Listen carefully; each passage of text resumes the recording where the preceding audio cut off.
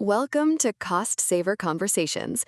I'm Angela, and I ask the practical questions so you can quickly understand what matters. Today, I'm joined by Assad.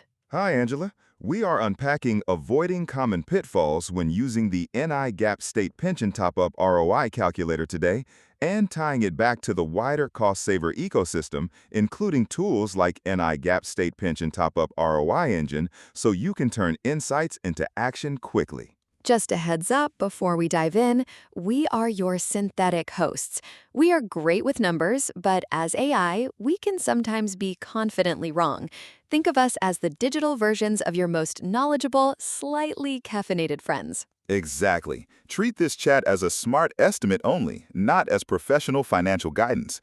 Always check important details with official sources or a qualified expert before making any big decisions. Welcome back, everyone.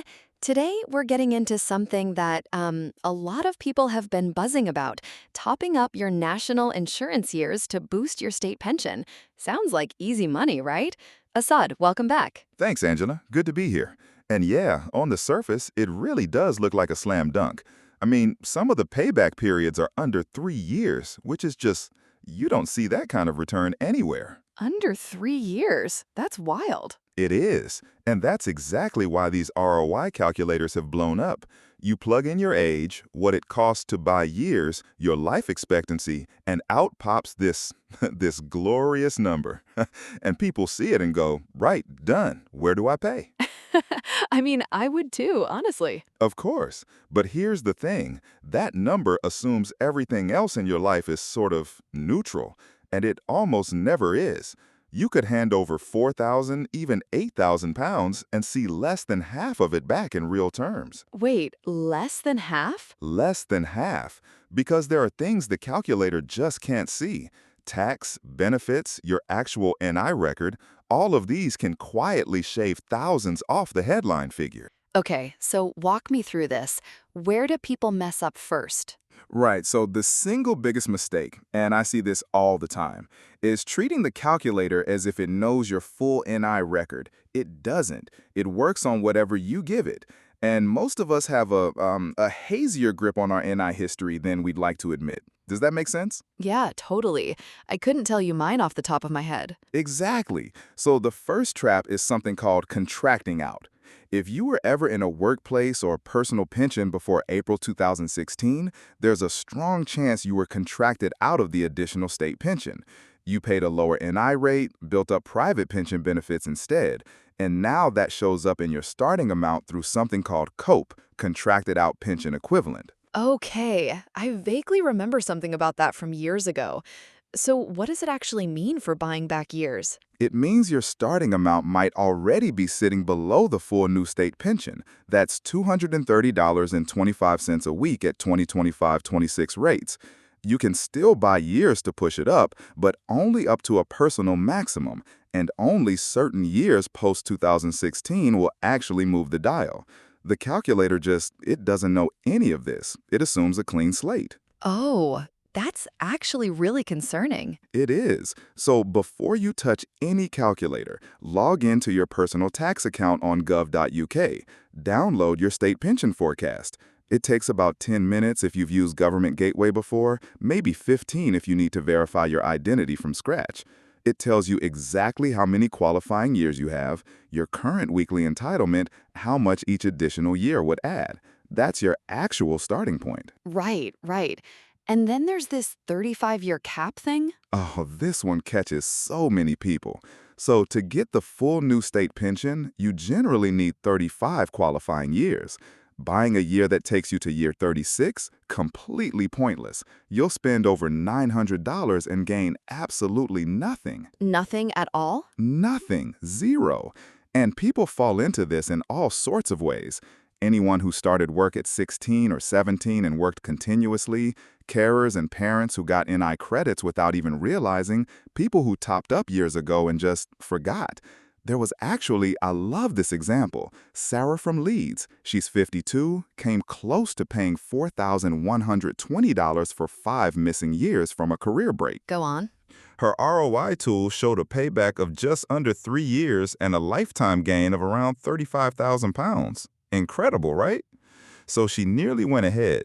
But she called the Future Pension Center first, and the advisor pointed out she already had 30 qualifying years, was salaried until 67, and would naturally pick up the remaining 5 through ordinary NI contributions. So she would have spent $4,000 for literally nothing. Literally nothing. Over 4,000 pounds gone. That is... Okay, that's terrifying. What's the next pitfall? Taxation. And this one's brutal because it's completely invisible on most calculators. The state pension counts as taxable income. So that extra 342 pounds a year you've bought only worth 342 if you're a non-taxpayer in retirement. I hadn't thought about it like that. I just assumed it was, a flat amount you get. Yeah, most people do. But if you're a basic rate taxpayer in retirement, that $342 becomes about $274. Higher rate, you only net around $205. And here's the kicker. The full new state pension by itself, $11,973 in 2025-26, is just below the personal allowance. But add a modest private pension or part-time earnings, and suddenly every voluntary NI year you bought is being taxed. And the personal allowance is frozen, right? Until April 2031. So through fiscal drag, more and more pensioners are getting pulled into tax every single year. It's only going one direction. So you're saying mentally knock 20 to 40% off whatever the calculator tells you. At least consider it. Yeah, depending on your likely tax position in retirement. I call it the tax haircut, not the fun kind. No, definitely not. Okay, what about means-tested benefits? Because I know that's a whole other thing. Oh, Angela, this one, honestly, this should come with a flashing warning sign. If you're on a low income in retirement and likely to qualify for pension credit, buying voluntary NI years can be actively counterproductive. Wait, actively counterproductive? Like it makes things worse? Yes. So pension credit tops up your income to a guaranteed minimum, $218.15 a week for a single person in 2024-25. If your state pension is below that, the government makes up the difference. So if you spend $4,000 buying 5 extra years to lift your pension by $1,710 a year, but pension credit would have given you that same amount for free. You've just handed the Treasury your savings. Exactly. And it's not just pension credit. Housing benefit, council tax reduction, cold weather payments, even NHS prescription exemptions in some cases, they all taper as your income rises. The cruel irony is that the people who'd benefit most in absolute terms, those with the lowest expected pensions, are often the ones who shouldn't top up at all. That's kind of heartbreaking, actually. So if someone's total retirement income is going to be below about $12,000 a year? Get specialist advice. Full stop. Before you pay a penny. You could literally be transferring money from your savings into HMRC's pocket. Okay, big one. What's next? Year selection. Because even when topping up makes sense, not all years are created equal. So, did you know that if you were self-employed during a gap year, you might be able to pay Class 2 contributions instead of Class 3? I've heard of Class 2, but I don't really know the difference. Okay, so Class 2 is about $179 a year for 2024-25. Class 3 is $907.40 for 2025-26. That's roughly a fifth of the price for the same benefit. Oh, a fifth. Wow. I know, the ROI on Class 2 buybacks is so dramatic, it sort of borders on free money. The catch is you need to prove the self-employment to HMRC, and the rules around which years qualify have tightened. But if you had any self-employed income at all during a gap year, even a small side hustle, request a Class 2 review. The price difference of around £728 per year is enormous compared to the admin effort. Fair enough. And I imagine there's a difference between pre- and post-2016 years, too. Yeah, big difference. Years before April 2016 only affect your starting amount. If that's already at or near the full new state pension, buying pre-2016 years does absolutely nothing. Post-2016 years add to your pension at 1/35 of the full amount per year, currently about $6.58 a week or $342 a year. Those are almost always the better buy. So there's a sensible order to work through? There is. Cheap Class 2 years first, then post-2016 years to get closer to 35 qualifying years. Pre-2016 only if your forecast confirms they'll lift your starting amount.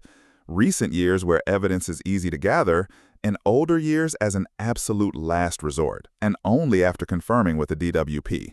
Have I explained that clearly? Crystal clear.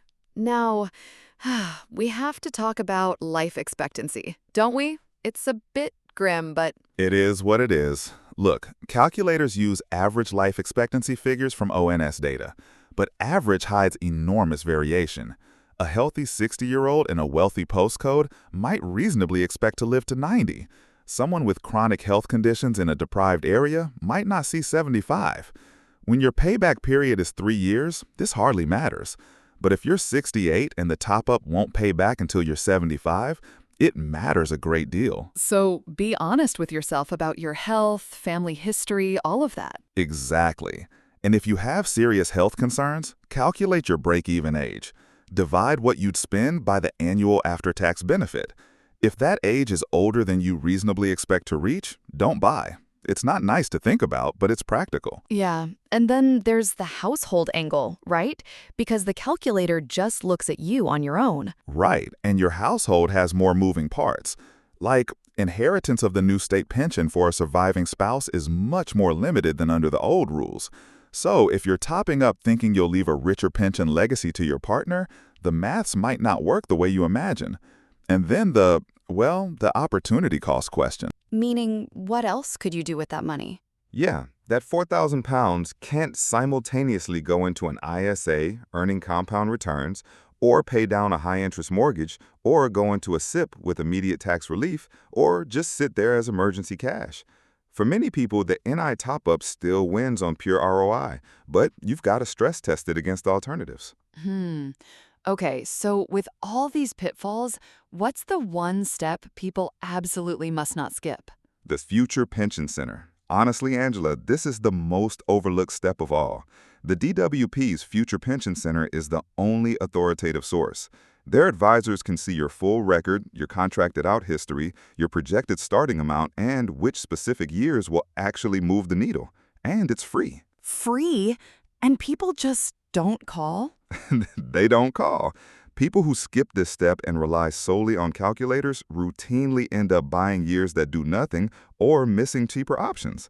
Before you call, have your NI number ready, your state pension forecast, a list of gap years, notes on any self-employment, and an honest estimate of your other retirement income.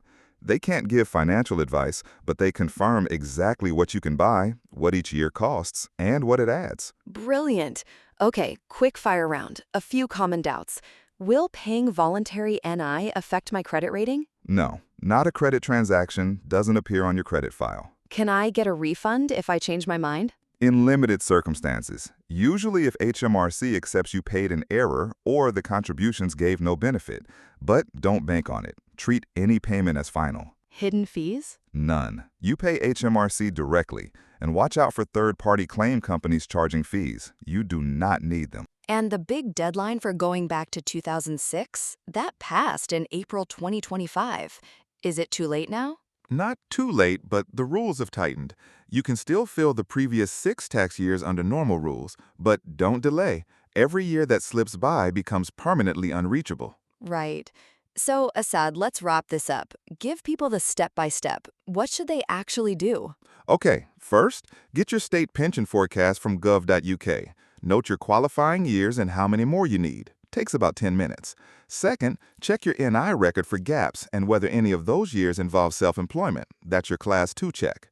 Third, put your details into the calculator using the actual cost per year where you can, not just the current Class 3 rate, because older years may cost less. Right.